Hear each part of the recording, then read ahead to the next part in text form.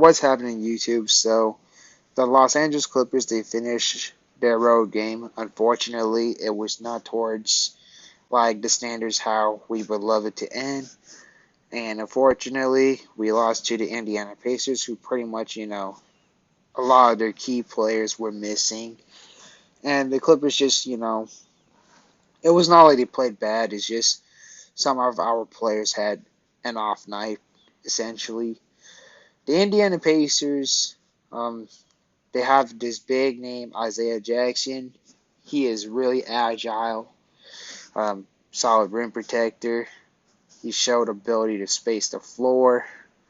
Got like a whopping 26 points.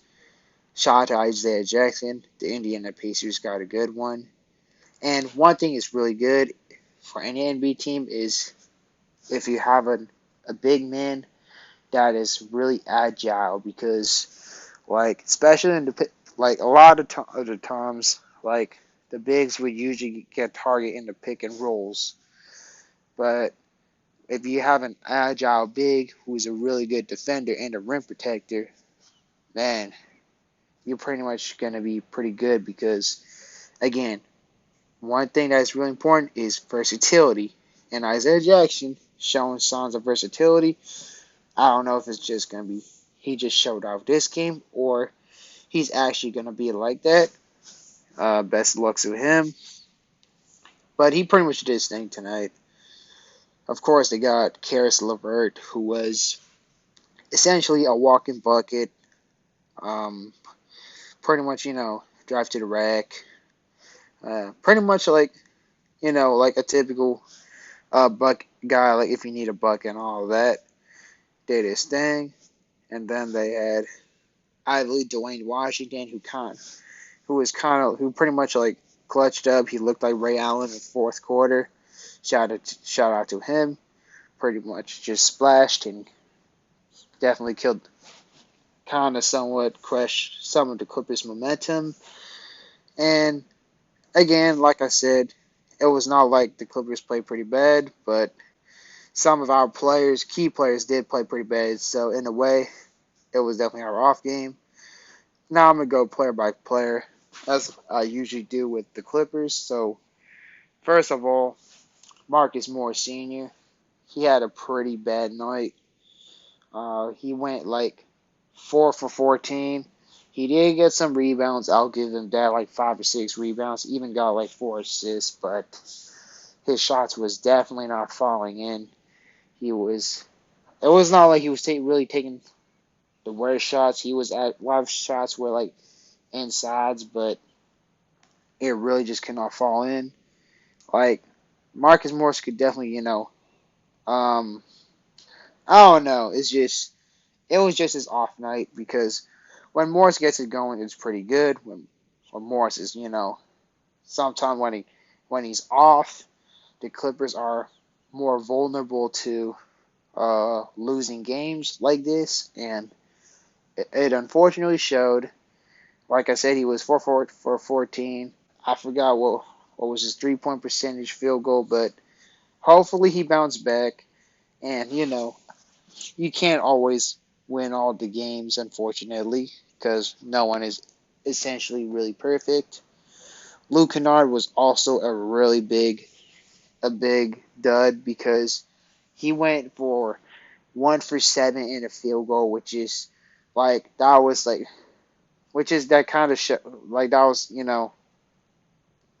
kind of like beginning of the season Luke Kennard because Luke Kennard is usually a really efficient shooter, but this time it was just not his night.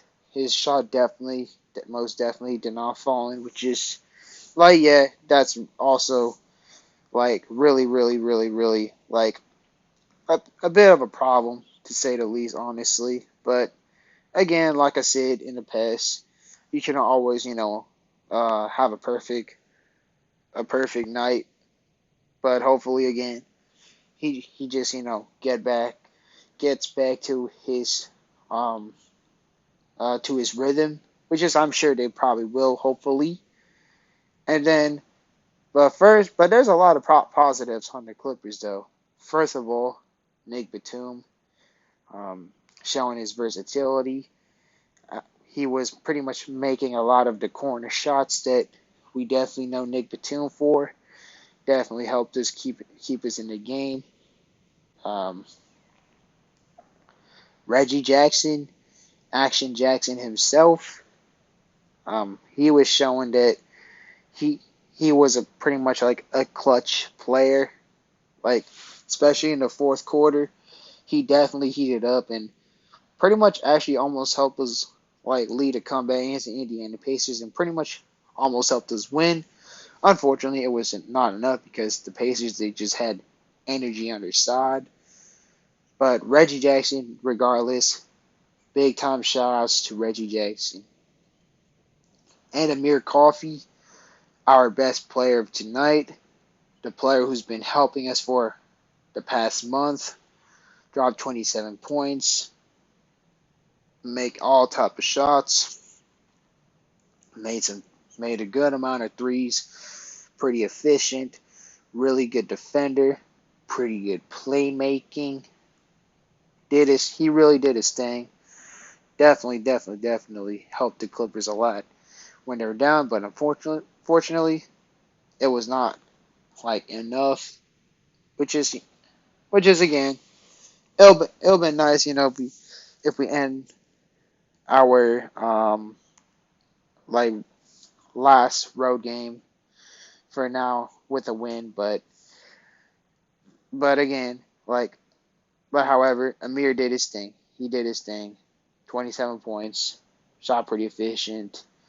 And then our other players, first of all, Zubac, he was not playing.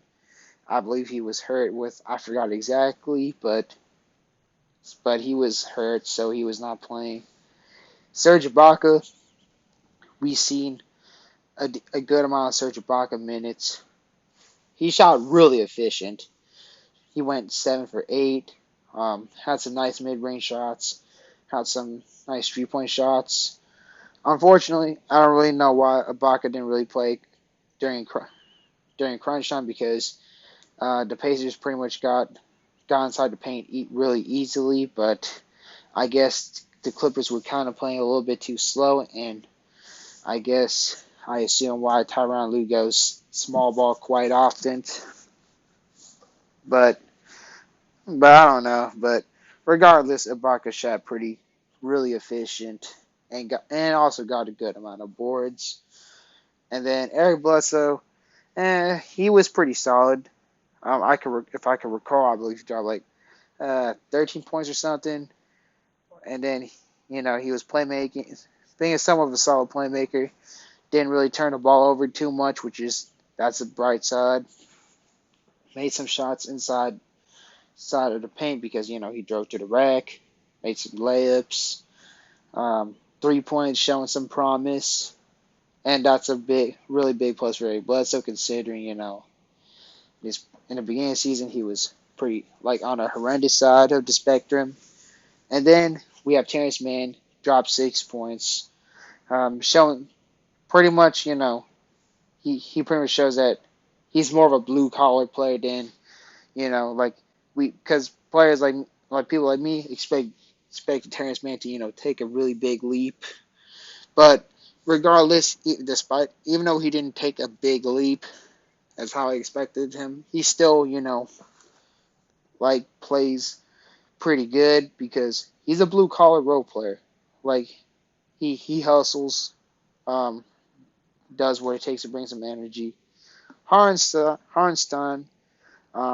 he if I can recall, he did all right, I guess.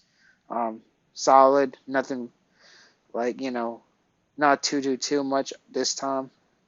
Brandon Boston, on the other hand, I felt like he was way too underutilized. He only got like 6 minutes, which is he definitely should be getting more minutes because Brandon Boston would always help to get us some buckets and all the stuff, and he played really phenomenal against the Charlotte Hornets. So it was a little bit on a disappointing spectrum that Brandon Boston didn't really get much minutes because when Brandon Boston is on the floor, sometimes he's a bit of a microwave, but you can't really go too wrong with him because yeah, he may take some little crazy shots and stuff uh, because he just he has that really big confidence in him, but he really contributes really good on defense, and he is a really versatile player. So he was definitely underutilized in this game, in my personal opinion. But yeah, I think that's pretty much what happened with the Clippers in this game. Um, let's hope the Clippers they play really good against the Indiana Pacers. I mean, the Los Angeles Lakers on Thursday. Hopefully, we beat the Lakers on Thursday, and we definitely bring a really nice morale victory. Um, my apologies if y'all heard a noise. It was like a really loud motorcycle that just happened. But again, that should wrap it up. And as y'all know, go Clippers.